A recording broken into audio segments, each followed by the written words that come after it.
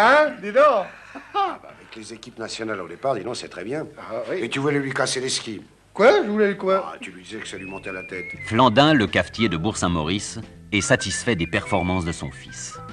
Antoine Sesterin, lui, respire un peu depuis que François, qui a repris ses fonctions de moniteur à Tignes, a trouvé pour Pierre du travail dans une fabrique de ski. Chez Lauzon, par contre, rien ne va plus. La force. Tu te souviens de ce que disait Daladier en 39? Si on nous attaque, nous répondrons coup pour coup. Eh bien, nous, on fera pareil. Il a dit ça, Daladier. Enfin, lui ou un autre. Eh ben, ça peut tellement bien marcher. Mais nous, ça marchera. Tuilard, c'est la guerre. La guerre avec Martine, d'abord, qui n'a pas perdu l'espoir d'épouser François. Fais donc pas l'innocente. Depuis 3 mois, tu le vois tous les jours, ou presque. Mange. Si vous croyez que je reviendrai sans ma décision, vous vous trompez. Jamais je ne donnerai mon consentement à ce mariage. Ça passera? La guerre aussi avec l'administration, les technocrates, les promoteurs. Par conséquent, devant ces manœuvres inqualifiables, le syndicat des propriétaires renouvelle sa confiance à son président et repousse les nouvelles propositions de l'administration des domaines. Pour marquer la volonté du syndicat de ne pas céder devant le décret d'expropriation, Lauzon et Tuilard, le soir de Noël, ont plastiqué le baraquement qu'un entrepreneur de travaux publics avait planté devant le café Flandin. Quelques instants plus tard, au miroir.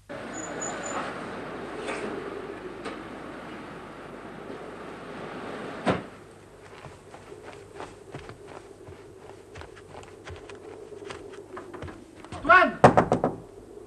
Antoine! Antoine!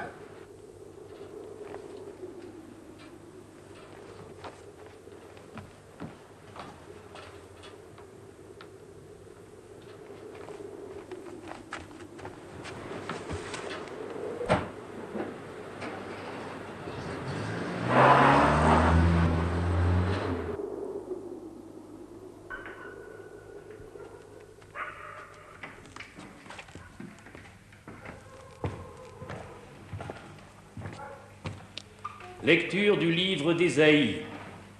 Oui, un enfant nous est né, un fils nous a été donné. L'insigne du pouvoir est sur son épaule. On proclame son nom, merveilleux conseiller, Dieu fort, Père à jamais, Prince de la paix. Ainsi le pouvoir s'étendra, la paix sera sans fin pour David et pour son royaume. Il sera solidement établi sur le droit et la justice.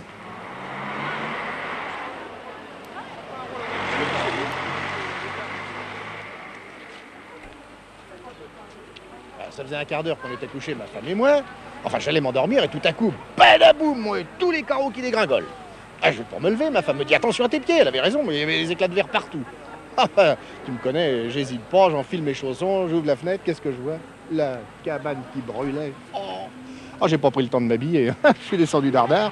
Je descends dans la salle du café et alors là, toutes les glaces des devantures qui étaient cassées. Toutes.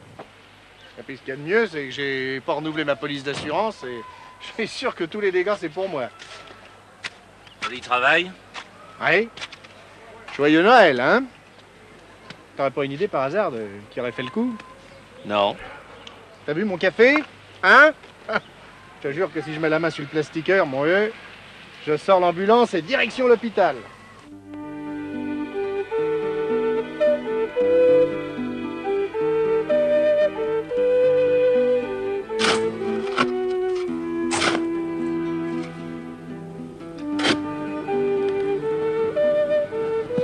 Comment ça se fait que t'es là? Je me suis dit, je vais passer Noël avec papa, ça lui fera peut-être plaisir. Peut-être. Mais évidemment, oui, ça me fait plaisir de te voir. Et François, il va venir? Oui. On sera tous les trois ce midi. Et ce soir, il y aura ton oncle Bonnevie qui remplace notre curé qui s'est cassé le bras.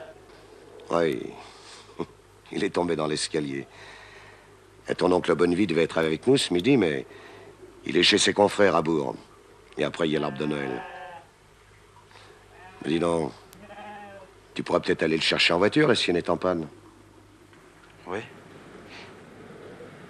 Et ton usine là-bas, tu t'y plais? Ça va. T'as pas l'air emballé, hein? De toute façon, il fallait bien que je parte puisque tu voulais plus de moi. Je voulais pas de toi. Je t'ai jamais mis à la porte. Je voulais seulement que tu continues tes études.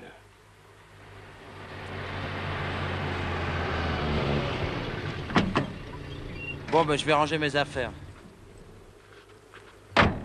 Monsieur le maire, Bonjour, chef. je voudrais vous parler au sujet de ce qui s'est passé à Bourg.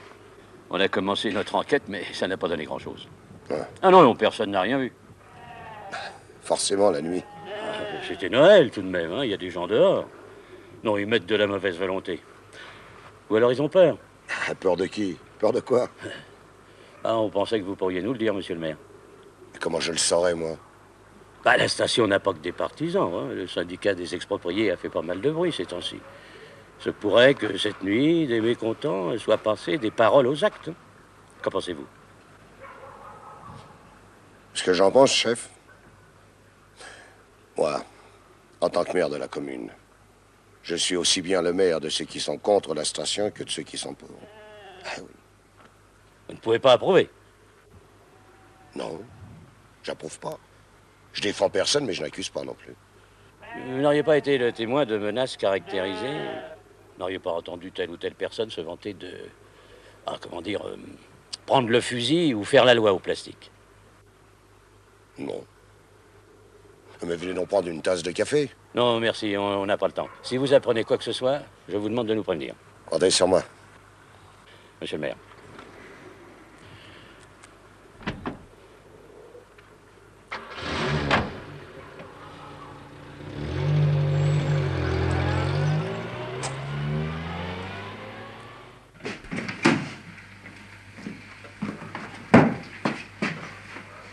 T'as faim? Oui.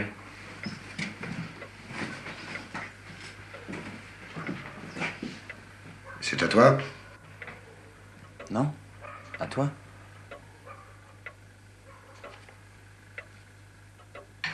Qu'est-ce que c'est? Le Père Noël?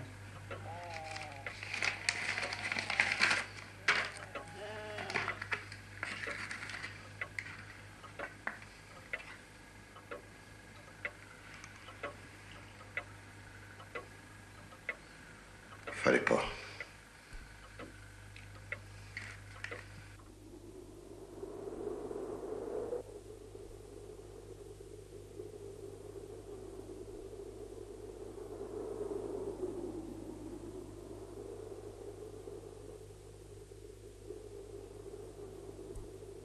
Bon, allez, on sort un peu les pistes. Ski toute neige, y a rien de tel pour les jambes et pour le souffle. On y va? On y va. Ya.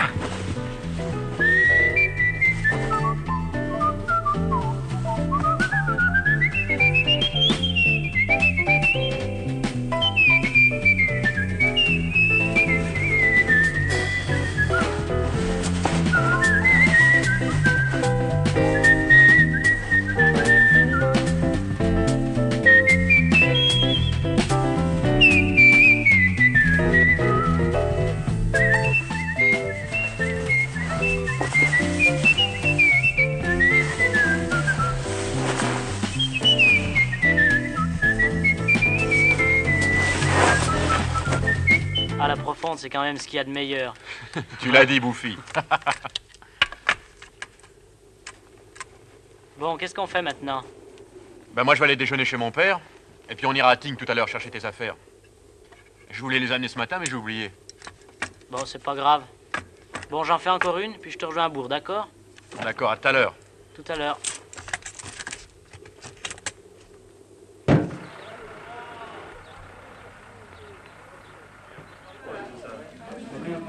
On connaît quand même que c'est pas toi qui étais visé. Oui, mais c'est quand même moi qui trinque. Bah, t'es le bistrot, c'est normal. Oh, dis donc, ça me fait pas rire, hein.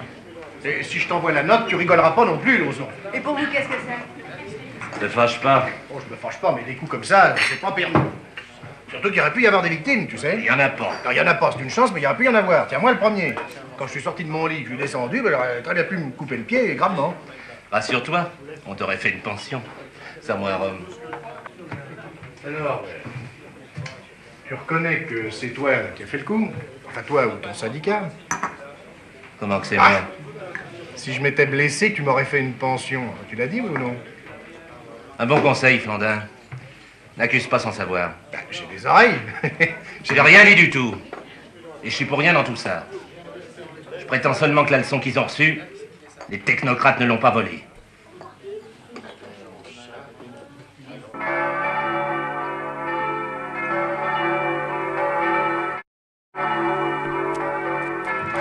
Salut. Bonjour, Goyeux. Tiens de dire, Antoine, que ce qui s'est passé cette nuit, moi j'y suis pour rien, hein. Et que maintenant au syndicat, ils se passeront de moi. À ton avis, ils vont aller jusqu'où comme ça? Si je le savais.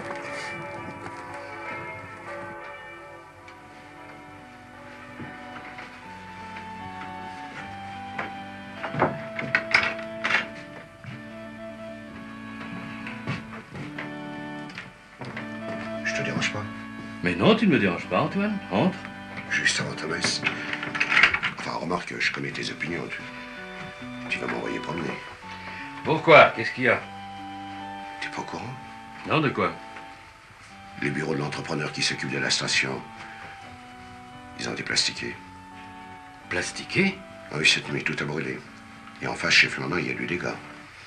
Eh bien, nous y voilà. Ah, mon pauvre Antoine, je voudrais pas être à ta place. Parce que dans cette affaire, tu portes une lourde responsabilité si tu n'avais pas fait voter ce projet. Mais j'ai rien fait voter du tout, moi. Et puis, ce sont pas des méthodes.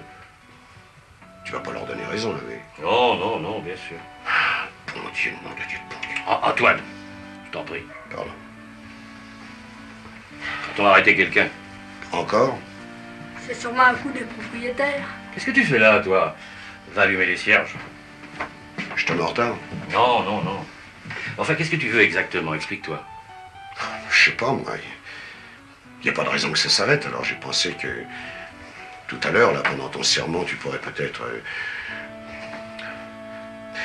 On va pas se battre entre nous, quoi. Monsieur Lauzon, j'ai vu les gendarmes, ils parlaient avec Antoine. Bon.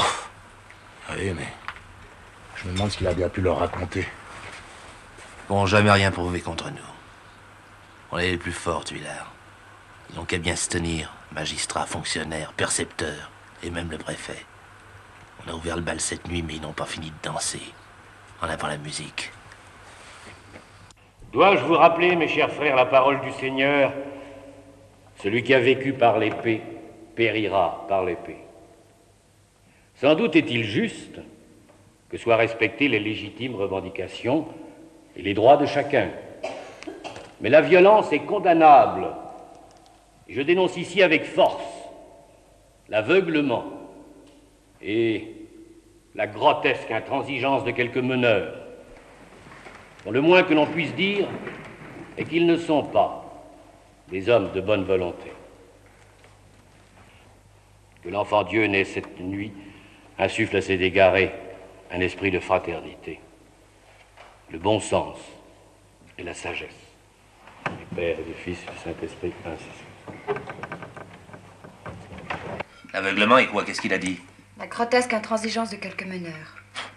Des phrases. Ça, pour faire des phrases, ils sont un peu là. Faire des phrases et faire la quête. La grotesque intransigeance de quelques meneurs. Mange ton gâteau. Il a une belle mentalité pour un abbé. Quand il a dit ça, tout le monde s'est retourné sur nous. J'ai eu honte. Pour trois bigotes qui se retournent, il n'y a pas de quoi. Honte d'être ta fille, tout simplement. Écoute, Martine. Depuis plusieurs semaines, on ne se parle à peine. Mais si chaque fois que tu ouvres la bouche, c'est pour me couper la digestion, j'aime autant ne plus t'entendre. Laisse-moi manger tranquille. Ah, pitié. Plus faim. Elle est bonne pourtant. Grotesque intransigeance. Pas un abbé, ça, c'est un indicateur de police. Et lui en foutre, moi, de sa grotesque intransigeance. Où vas-tu, Maurice? Il m'a gâché le gâteau, je vais lui gâcher la dinde.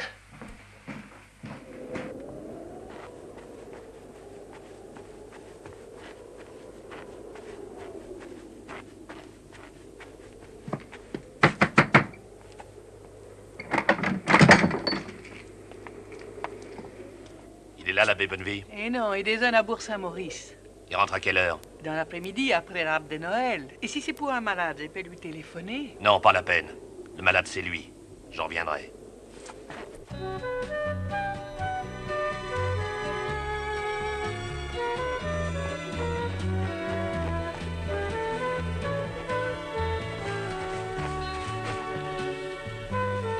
On passe chercher Robert et on va danser à Tignes. Ça te va? D'accord.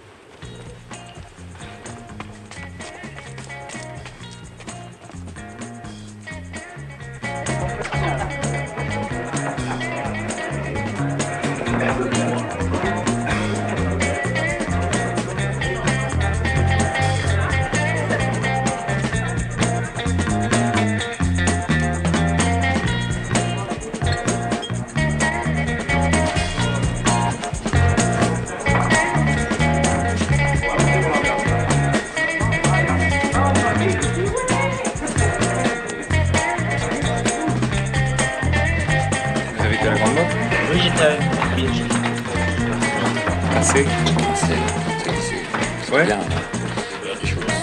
Pierre Robert, comment vas-tu? Ça va. Paraît-il que tu nous quittes? Eh oui. Qui c'est?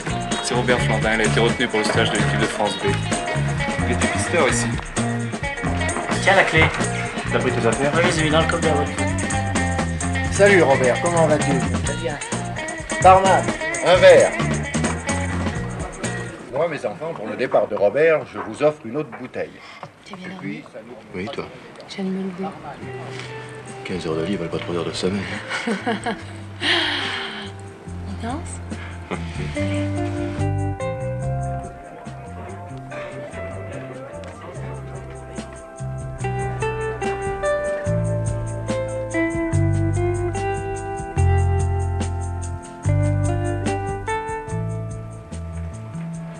C'est vrai ce que tu m'as dit cette nuit? Tu vas te marier? Oui. Pourquoi? Pourquoi est-ce qu'un garçon se marie? Parce qu'il aime une fille? Dis-moi, c'est triste ça. Quoi? Je sais pas, un garçon comme toi, en arriver là.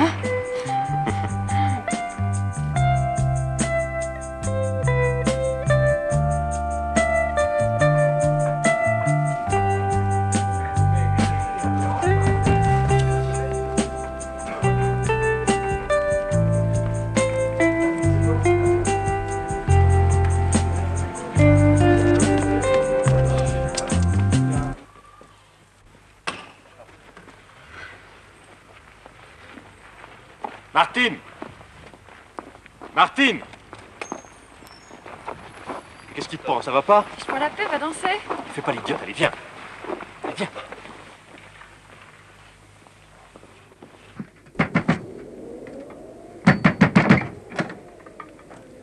Il est rentré, la bonne vie? Non, pas encore.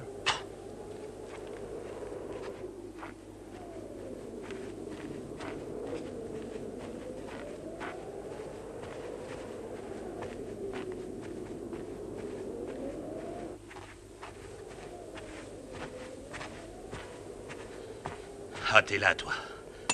Il en fait de belle, le beau-frère à Sesterin. Ce matin, à l'église. Qu'est-ce qu'il a fait? Dis pas que t'es pas au courant avec ta bicotte de bonne femme. Oh, mais il t'a pas accusé franchement. Non, mais il y a ma fille qui en avait honte. Ben, tu sais, hein, quand on cherche les ennuis... C'est ça, donne-lui raison. Mais non, seulement... Mais ça ne m'étonne pas de toi, va.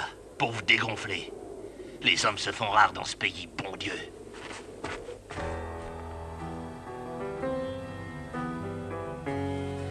Je t'aime.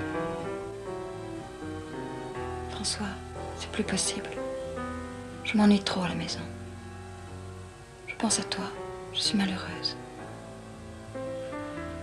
Avec mon père, on ne se parle plus, ou seulement pour se dire des injures. J'ai beau me répéter que c'est mon père, qu'il m'aime bien. De l'avoir tous les jours en face de moi, je le déteste. Non, dis pas ça. À midi encore. J'étais des cris, des menaces, il est parti en claquant la porte. J'en ai assez.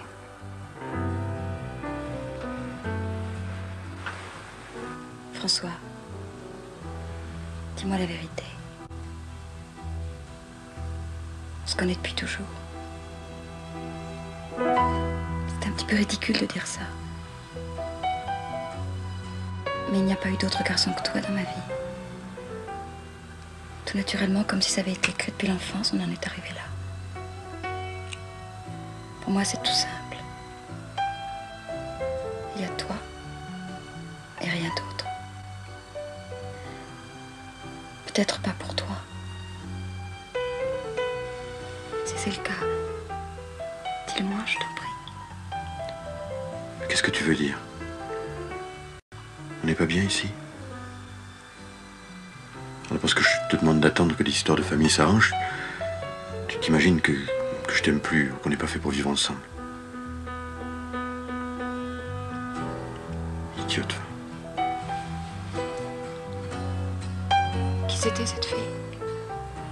Quelle fille? Dans la boîte tout à l'heure. J'en sais rien, elle est en vacances. Bon, d'accord, j'aurais pas dû danser avec elle. Je te demande pardon. Martine, regarde-moi. Regarde-moi. Là, tout va s'arranger. Quand, François? Bientôt. Moi, j'en peux plus. Je veux vivre avec toi ici. Je t'aime.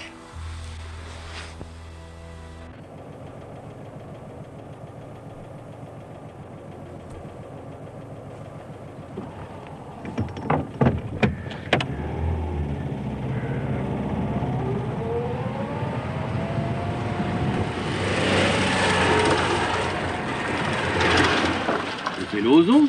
Mais qu'est-ce qu'il a? Il est fou.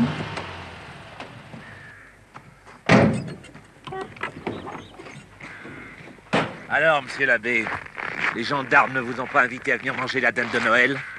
Ils auraient dû, en récompense de vos bons et loyaux services. Je ne comprends pas ce que vous voulez dire, Lauzon. Vous m'avez bien accusé d'avoir plastiqué les bureaux la nuit dernière. Moi, je vous ai accusé? Oui, à la messe. Je ne vous ai pas accusé, j'ai simplement regretté... La grotesque intransigeance de quelques meneurs. En effet, oui. De quelques meneurs, dont moi Lauzon. En tout cas, je ne vous ai pas nommé. Non, mais tout le monde a compris. De sorte que vous vous êtes mis dans un mauvais cas, l'abbé. Et que si vous ne me faites pas des excuses publiques du haut de la chaire dimanche matin, je vous traîne en correctionnel pour diffamation. Ah, vous êtes bien comme votre beau-frère, vendu au promoteur. Faites attention à ce que vous dites, Lauzon. Quoi? Qu'est-ce que tu veux, toi? Non, mais regardez-moi ce blanc-bec. Tu ne me fais pas peur. Tu n'es jamais que le fils d'un cesterin, c'est-à-dire rien de bien propre. Pierre! Laisse, ça ne vaut pas la peine. Attendez, bientôt il y aura le retour du bâton. Vous devrez rendre des comptes, vous, l'abbé, le soi-disant monsieur le maire et toute la bande. Rira bien qui rira le dernier. Un jour, je foutrai le feu à sa scierie.